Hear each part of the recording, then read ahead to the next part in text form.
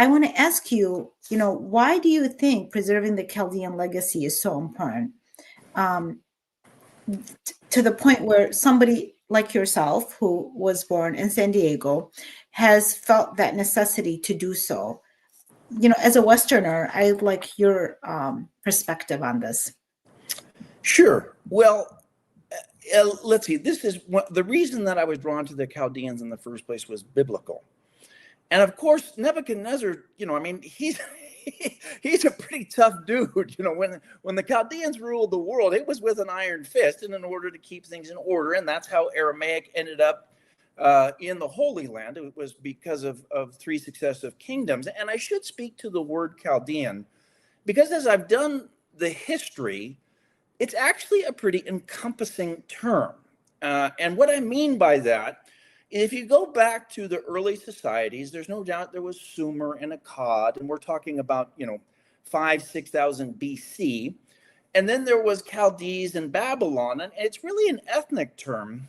And it encompasses every Mesopotamian at some level because they all had the same origin. So those that are Assyrian or Mandaean, the Bible calls them Sabians, or even Yazidi, it is the way I look at Chaldean is an umbrella term. And I know that some are more specific and die hard about that term. But when I first wrote my academic paper, I just called it preserving Aramaic. And I was thinking, of the Syriacs and, the Jewish Aramaic and all these things, Galilean, the much later Western dialects.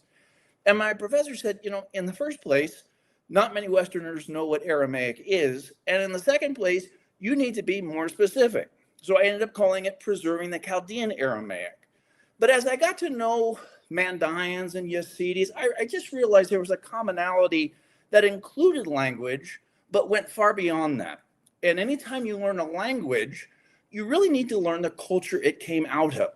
And for me to learn the history of the native Iraqis and as an urban studies and planning major, I had studied what I thought were the major cities in the world, New York and maybe Rome or some of these things. But Babylon and some of the earlier cities, they were the land of first. They created, each civilization kind of builds on the advances of the previous ones, and much was owed to the Chaldeans. And I realized they're pretty humble people. And in the West, not only is their language not known, but their history isn't known. And this specifically tied into the Bible, because when you go to seminary in the West, many times the professors will say, oh, it's a mystery.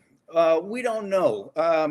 That's beyond us. And I never heard that from Father Michael. Anytime we got to a verse that was controversial or difficult, he said, oh, well, that's easy. And the original language is this, that, and the other. And I thought about it, and I thought, well, actually, it does make perfect sense, too.